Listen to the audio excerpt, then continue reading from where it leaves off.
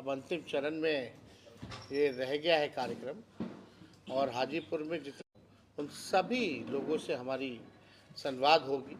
Party को और कैसे संगठन को मजबूत किया जाए, विचारधारा को और जन जन तक कैसे पहुंचाया जाए, इसके लिए हम लोग सब लोग यहाँ सर हम लोगों को पता चला, कार्यकर्ताओं ने जो दिया, क्योंकि अलग अलग लोकल इश्यूज जो होते हैं, स्मार्ट मीटर से लोग परेशान हैं, बिजली के बिल से लोग परेशान हैं, लैंड सर्वे जो हो रहा है उससे जो है लोग परेशान हैं, और इन सारे मुद्दों को पिछले बार भी हम लोगों ने विधानसभा में उठाया था, और आगे भी जो सत्र बजट सत्र आएगा बिहार विधानसभा में, इन मुद्दों को हम लोग उठाएंगे।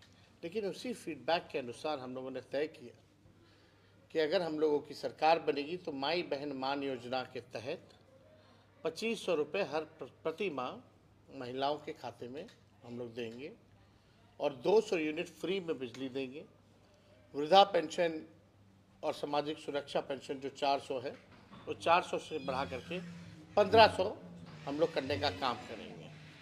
गैस सिलेंडर की भी बात आई है, बहुत महंगा है, चूल्हा जलाना गांव में मुश्किल हो गया इस महंगाई में, तो उसको भी बात हो रही है 500 करने की।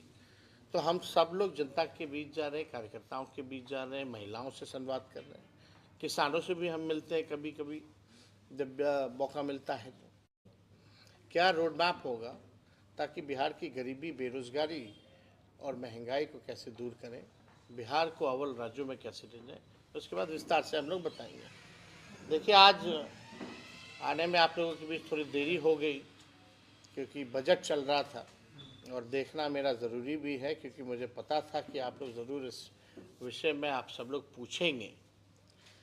बिहार को हमेशा से मोदी सरकार ने ठगने का काम किया है, डबल इंजन की सरकार ने ठगने का काम किया है।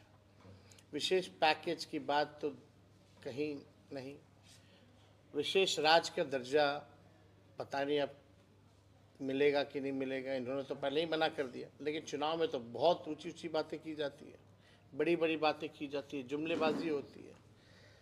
जो आज का बजट है, बिहार के साथ कहीं ना कहीं से खिलवाड़ किया जा रहा है, सौतेला व्यवहार किया जा रहा है।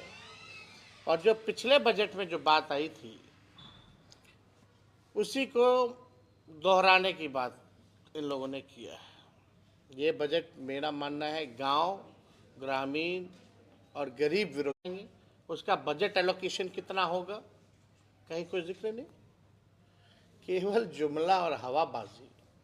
बीटा का हम लोग जब कैबिनेट थे तभी हम लोगों ने 15 में जब सरकार में आए थे तभी बीटा के लिए हम लोगों ने अतिरिक्त ज़मीन लैंड ऑक्यूपाइड करके हम लोगों ने अथॉरिटी को, एयरपोर्ट अथॉरिटी को दिया। अब तक उसका काम शुरू नहीं हुआ है। तो ये केवल जुमलेबाजी। ट्रेन रेल का भाड़ा महंगा होता जा रहा है, इसमें कहीं कोई राहत नहीं। पहले जब बजट आता था तो रेलवे का अलग आता था, अब तो रेलवे को ख़त्म ही कर दिया गया।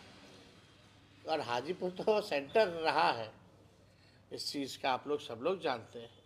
लोग इच्छुक होते थे कि भाड़ा कम होगा कि बढ़ेगा, कौन सी नई गाड़ी मिलेगी, कहाँ हॉल्ट होगा, कौन सा नया ट्रेन चालू होगा, कहाँ गया वो सब। तो देखिए, ना बिहार को कुछ मिला है, ना ये देना चाहते हैं। ये केवल जुमलेबाजी है। और बिहार का चुनाव आएगा तो मीठी मीठी बातें होंगी लेकिन काम की बात नहीं होगी। बजट का मतलब नहीं तय कर पा रहे हैं, जो अनाउंस कर रहे हैं, घोषणा खाली कर रहे हैं। ये तो वही पुरानी बात है। पुराने जो बजट में जो घोषणा इन्होंने किया था कि बिहार को इन्होंने कहा था कि पैकेज देंगे 59,000 करोड़ का, पहले उसका तो हिसाब दे दें, कहाँ गया 59,000 करोड़। 59,000 करोड़ तो पुराने 10 सालों का जो काम गिनाया हुआ उसी को रिपैकेजिंग करके केवल घोषणा इन लोगों ने करने का काम किया, कोई हिसाब किताब नहीं। अब कोई भी चीज़ बनाना है, करना है, तो उसका बजट तय होता है कि नहीं होता। यहाँ तो कोई बजट तय नहीं है एयरपोर्ट का, ग्रीनफील्ड का। लैंड एक्वायर करना पड़ेगा ग्रीनफील्ड के लिए, उसका समझिए कि कितना दाम होगा, किसानों को कितने मूल्य में वो दाम दिया जाएगा। कुछ तय नहीं है। तो ये पूरा बजट जो है सौतेला व्यवहार बिहार के साथ, बल्कि बिहार के जो मंत्री है, केंद्र मंत्री, और देखिए चंद्रबाबू नायडू 1 लाख से ज़्यादा का पैकेज भारत सरकार चल रही है। मुख्यमंत्री हमारे अचेता अवस्था में है, ताली पीट रहे हैं। क्या हो गया है भाई? अब बिहार की विशेष राज्य के दर्जा बोलते थे पद यात्रा करेंगे, अब कब करेंगे? अब तो देने। तो हम लोग जो है इस बजट जो है केवल खोखला ही इन लोगों ने किया है। तो और कोई अगर आप लोगों का सवाल होगा तो पूछ सकते हैं। दर्शन संवाद हुआ, मतलब किस तरीके की बात हुई, क्या फीडबैक मिला? तो हम तो बता भी किए ना, जो उसी फीडबैक के अनुसार तो हम लोग तो घोषणा कर रहे हैं। उम्मीद रखते थे केंद्र सरकार से जो पेश हुआ है। अरे बिहार गरीब राज्य है, हम लोग लगातार इस मांग कर रहे हैं कि बिहार को स्पेशल पैकेज, स्पेशल स्टेटस मिलना चाहिए। बिहार एक यहाँ एग्रो बेस्ड इंडस्ट्री बढ़िया लग सकता है, उसको लेकर के कोई बातें नहीं है। बिहार में कारखाना पलायन कैसे रोकेंगे, कारखाने कैसे लगेंगे, इन्वेस्टमेंट क्या है? सब तो मोदी जी ने गुजरात को दिया, बिहार को क्या दिया? सब कुछ गुजरात में, सब कुछ गुजरात में, बिहार को ठेंगा। यही काम किया मोदी जी। कोई नया काम बताइए।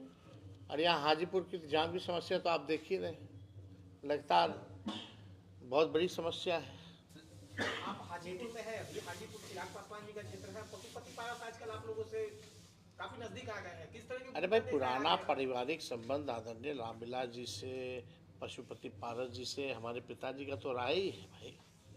सब लोग समाजवादी नेता लोग रहे हैं। जब ऐसी कोई बात आएगी तो जरूर खुल करके आप लोगों से बात की जाएगी, कोई छुपाने वाली बात थोड़ी होती है। सब प्रगति यात्रा में लगभग, प्रगति यात्रा में हर दुर्गति यात्रा कहिए, प्रगति यात्रा कहाँ कह रहे हैं?